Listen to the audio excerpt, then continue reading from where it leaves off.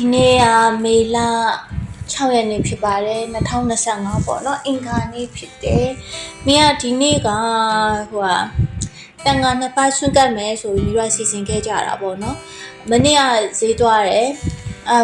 ပန်900မိုးလောက်ဈေးဝယ်ပြီးတော့မျိုးချက်ပြုတ်ကြည7:00နာရီလောက်မှထမင်းစားရတယ်မင်းကရမ်းပိုက်စားထမင်းတော့တိတ်မစားနိုင်တော့ဘူးပေါ့နော်အိမ်မှာလည်းမိဘချက်မဲ့လူရှိရဆိုမင်းနဲ့ကိုပီတိကူတာလေးနဲ့မြင်ရအောင်ချက်လိုက်တာအဲ့ဒါနှစ်ပါးစားရင်ပြီးတော့2ယောက်စားရဆိုအလုံး4ယောက်စားဆိုမြင်ဈေးတွေဝယ်ပြီးချက်ဖုံးတွေဖုံးပေးချင်တဲ့ဟာလေးတွေလောက်တာပေါ့နော်ဖြစ်ရှင်တော့ဖုံးကဈေးကပြန်ရင်လောက်လာပြီးတဲ့ခါကျတော့ချက်လည်းပြုတ်လဲပြီးတော့ဖုံးကဒီနေ့မကြွားဖြစ်ဘူးတဲ့အเจ้าမှာအလူရှိလို့တဲ့ဆိုတော့အเจ้าကအလူပဲဦးစားပေးလိုက်ပါတော့ဆိုပြီးမျိုးကမနေစွန်းကတ်လိုက်တာပေါ့နော်ဖះကိုခိုင်းလို့ပဲနေစွန်းပြည့်ပြည့်စုံစုံလေးကတ်လိုက်တယ်ပြီးတော့ဒီနေ့တိုက်ဆိုင်ပဲမီတို့မင်္ဂလာလက်မှတ်ရေးထိုးရရဖြစ်နေတာအဲ့ဒါမသိဘူးမီက Facebook က memory လေးပေါ်လာမှအဲ့ဒါကြောင့် Facebook ကဟာလေအရင်ကျေးဇူးတင်ဖို့ကောင်းတယ်ပေါ့နော်ကောင်းတဲ့အကြောင်းအရာတွေအကုန်လုံး memory ထိပဲပြန်တက်လာတာမီက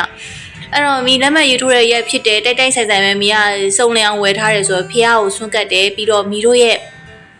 ဆရာတော်ဖះရှိတယ်မင်္ဂလာလက်မထက်ခင်ကလည်းဖုံဖုံကမိကိုတင် जा ပေးခဲ့တာမိတို့ဒီချစ်သူဖြစ်တော့လဲဖုံဖုံကပဲဆရာတော်ဦးခမဆရာကရှစ်မိုင်မှာမိတို့စာတင်ပေးခဲ့တာပေါ့နော်တပတ်ကို2ရက်အပြီးတမအဓိကတော့မိကလေအပြီးတမတင်တာကိုလည်းအရင်စိတ်ချမ်းသာတယ်ပြီးတော့မိတို့ရဲ့ဇနီးမောင်နှံဘဝဆိုတာကတရားနဲ့နေမှအေးချမ်းသာလေ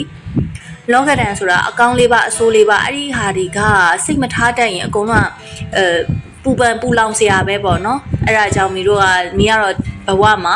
တရားနဲ့ပဲနေထားတယ်အဲ့တော့မိတို့ဇနီးမောင်နှံကိုဖုံဖုံကဒီနေ့လည်းမေတ္တာပေးတယ်ဖုံဖုံစီကိုဗီဒီယိုကောခေါ်လိုက်တယ်ပေါ့နော်အဲ့နဲ့မိဒီနေ့စွန့်ပွဲလေးကိုအမှတ်တရကပ်ဖြစ်တဲ့အကြောင်းနဲ့အဲ့ဒါမိရဲ့ record မှတ်တမ်းလေးဖြစ်သွားတယ်အဲ့တော့